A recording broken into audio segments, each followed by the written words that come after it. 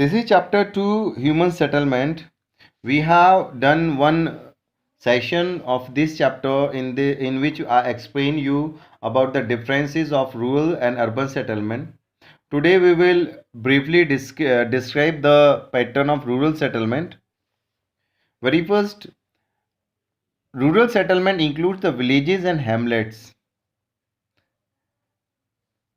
And the main occupation of people is agriculture in rural areas. Otherwise, if the agriculture facilities is not available, fertile region is not available, land is not available for cultivations, then people are engaged in other primary activities.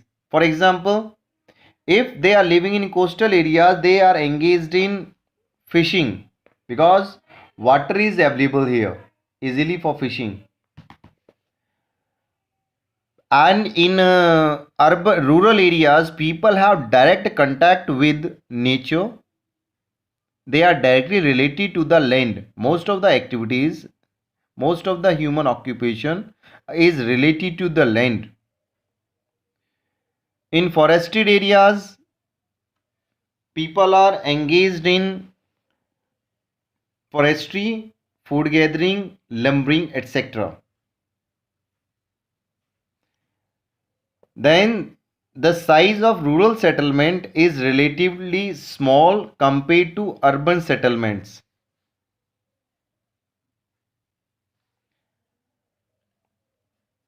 The factor affecting the location rural settlement. Factor affecting the rural settlement are those factors which influence the location of a village in a particular place.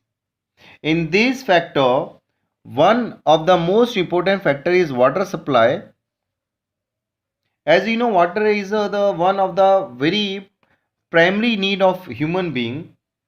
It's a part of food, but apart from food, this also used in other activities. That's why rural settlement are located near the water bodies. Water bodies such as rivers, lakes, sometimes near the springs. Because these water bodies where available, they can people can obtain water from these water bodies. Sometimes water bodies and wet point have advantages. As water used for drinking, cooking. For example, in desert region of Sahara, Thar Desert, another desert of the world, water bodies, white point like oases are important places, important factor for the location of people over here. Even some places, river and lakes are used for navigation, irrigation. Even these lakes and rivers are used for fishing.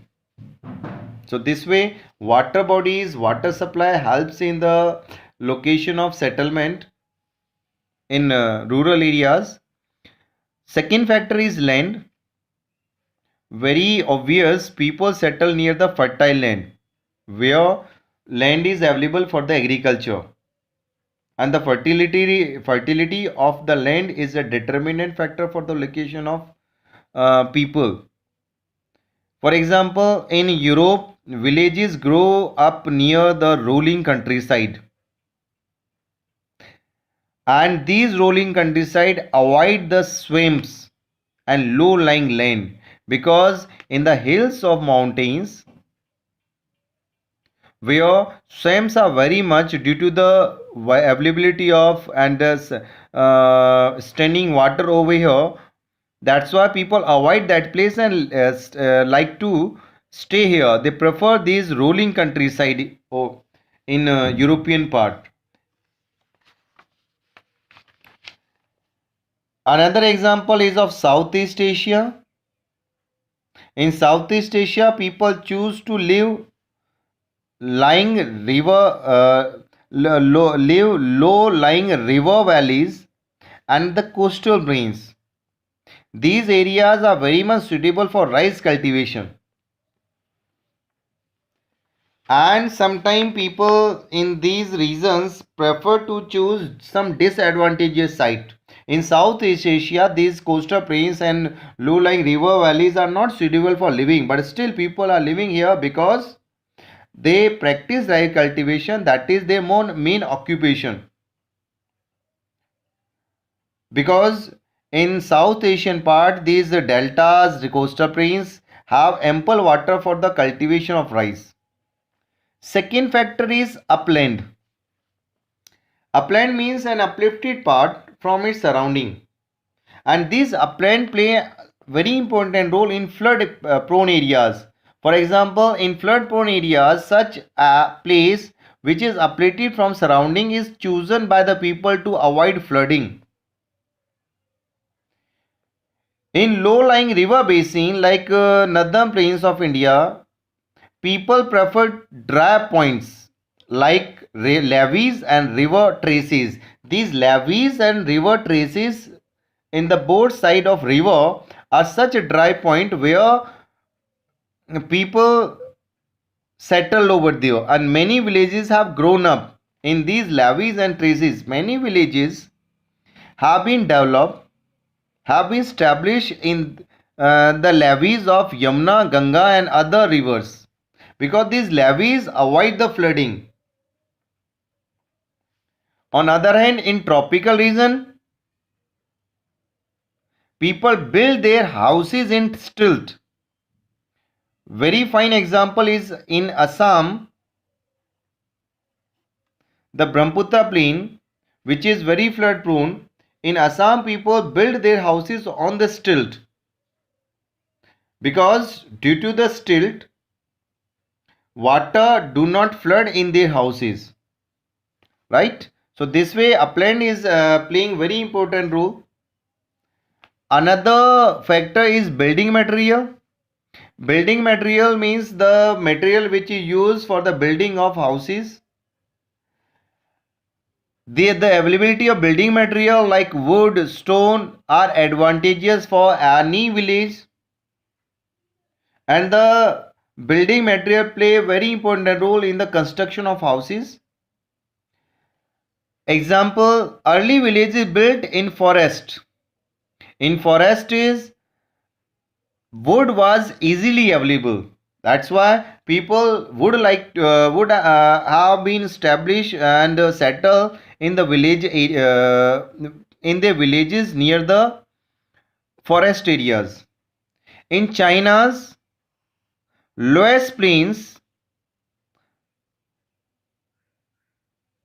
in these lowest plains, people built cave dwellings.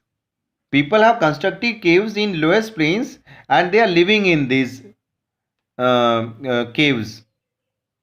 In savanna, where forests have been cleared for the cultivation of land for agriculture, mountains are not available which can provide stone and other building material, but mud is available, soil is available where that mud is used for the brick construction. In northern plains of India, in Delhi and surrounding, where stone is not available, so people use bricks.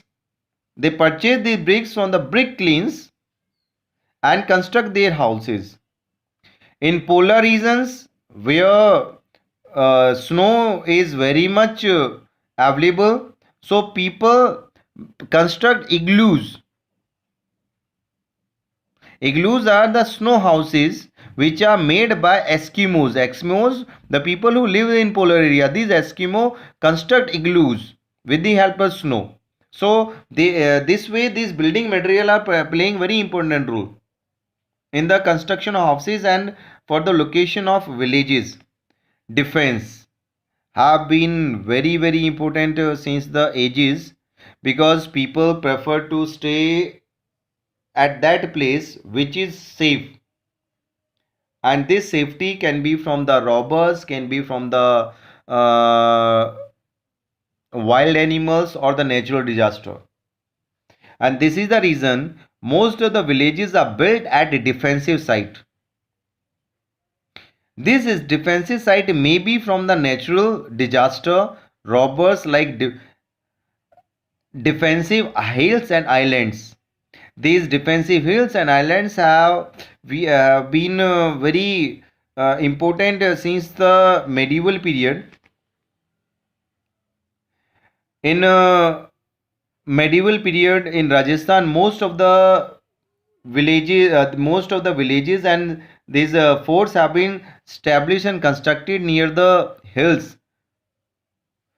In Nigeria, in Silberg, Nigeria, the part of Sahara, in Silbergs formed good defensive site because in Silberg is a uplifted part from its surrounding, and this in Silberg save people from the dust storm which blow during the day and night time in Sahara Desert.